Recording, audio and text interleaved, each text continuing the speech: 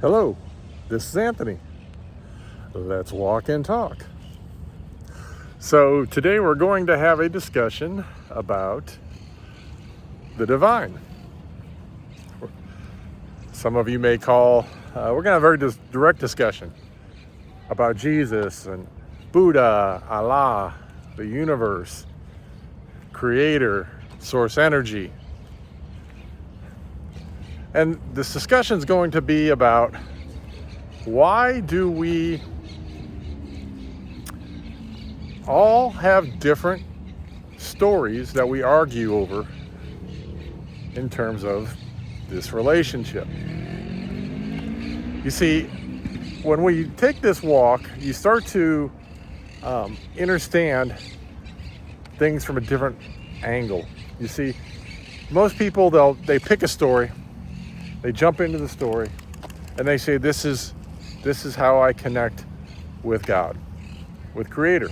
Yet, what they fail to understand is that what's actually occurring is Creator has made all of these stories, created all of these things like religion and science, and even in many ways through psychology and these ancient texts and these different modalities.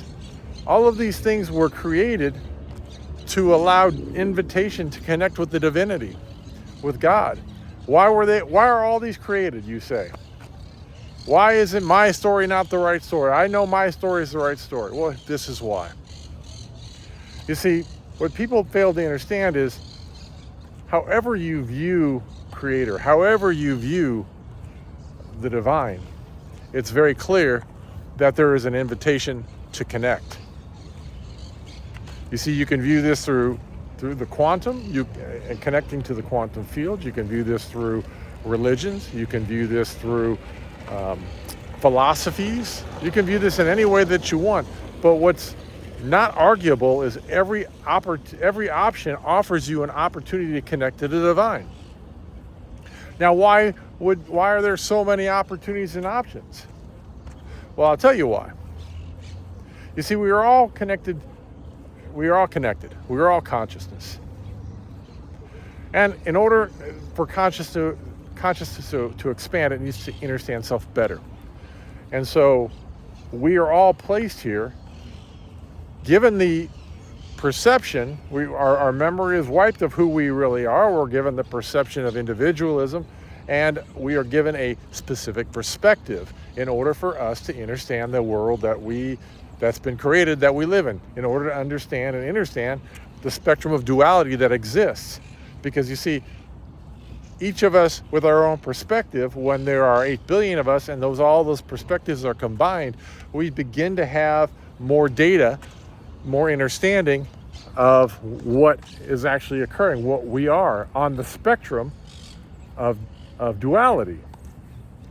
Now I go this route, and why this is important is because, you see, when you begin to allow more consciousness in and you begin to expand your consciousness, you see the perspective slightly different, and you can kind of take a step back and see a bigger angle of the spectrum. When you choose to understand your perspective, but then also try to understand others' perspectives, what you're trying to do is bridge that gap in order to have a greater understanding of other people's perceptions, so it can help you to understand your perspective.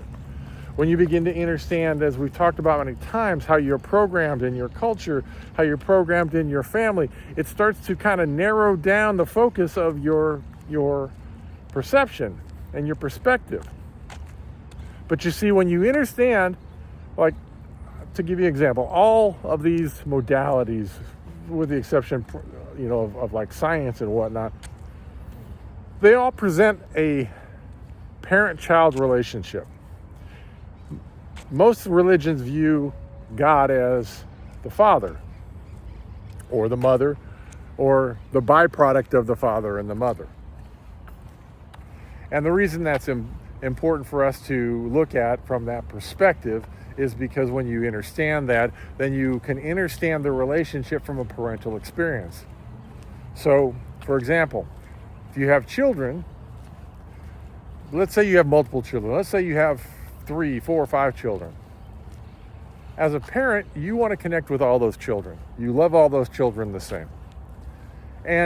But what you understand as a parent is that I can't just connect with them in the way that I connect, because all of those children are different.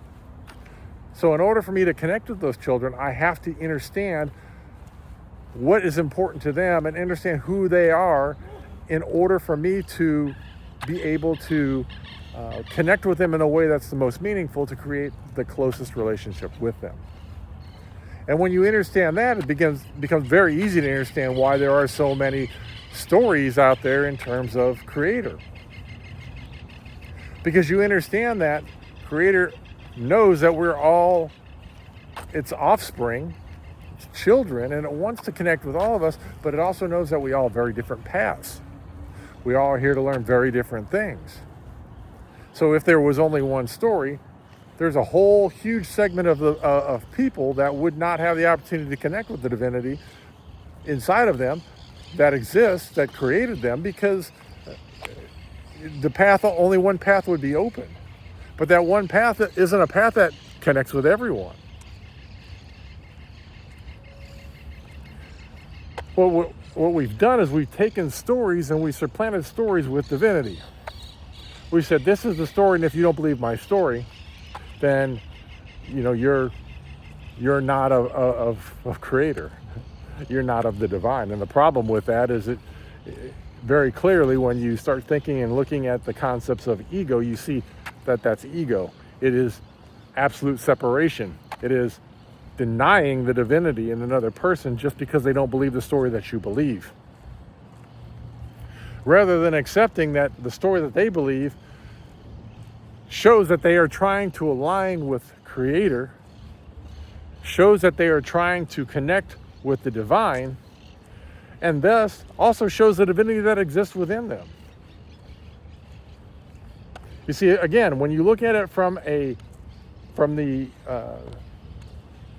spectrum, it's their perspective based on the story that they are on, based on what they are trying to learn, which is also why sometimes midstream people change stories. Why? Because one story resonated with them at one point in their life, and as they've grown, changed, and evolved, now another story resonates.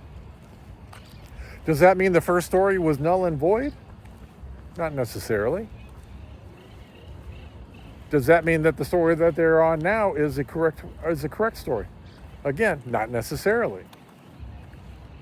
What it means is that where they are on their journey, they see a better way to connect with God, a better way to connect with that divinity inside of them, and so they choose that story now to help them to continue to grow and evolve. You see, the one thing that you begin to understand when you start to study and learn and understand these different paths to Creator, to God, is that there is what I call, and we've talked about this in the past, the golden thread of truth that exists between all of them.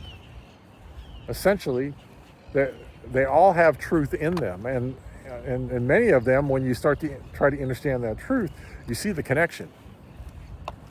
You see the thing that is in all but undeniable. Yet, when you lock in solely on your story, and in many cases, some people don't even dive deeply into their story. They just say, this is a story I want to believe, and I'm not going to take the time to go and do a deep dive. I'm just going to let people tell me about it. What you miss there is you start believing all of the egoic aspects of the story rather than the golden threads of truth that exist within the story. And what that can do is that can actually bring you in, but then pull you away from the actual real connection with the divine. Because some of these stories try to convince you that divinity does not exist within you.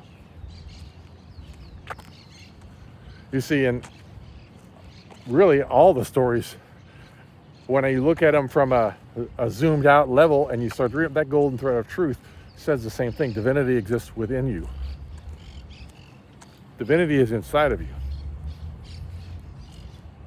And this understanding that divinity is within us is very important, because that is the thing that ties us all together. That is the thing to help us understand that we are all brothers and sisters here. And it doesn't matter what the story is. Just like you may be in a family and you may have brothers and sisters in the family, you all don't think the same way. You think differently. And you all have different desires and purpose and paths and passions, all from the same family. So if you can understand this and see this connection in your own family, can you see now how when you zoom out, it's that of the entire world? And even when you understand that you can see that in your own family, the divinity exists in each and every being in your family and you love them. When you zoom that out to the whole world, can't you see the bigger family that exists within that? And how suddenly the story you choose doesn't matter. The divinity that you're connecting with is what matters. The divinity that's inside of you is what matters. The invitation that the Creator offered to connect with it is in all aspects. And it is what binds us. But what say you? How do you feel about that? Are you one that believes that there's only one story and your story is the right story? Or do you see the bigger picture that it is Creator trying to offer us different ways as an invitation to connect with it, with all of its children?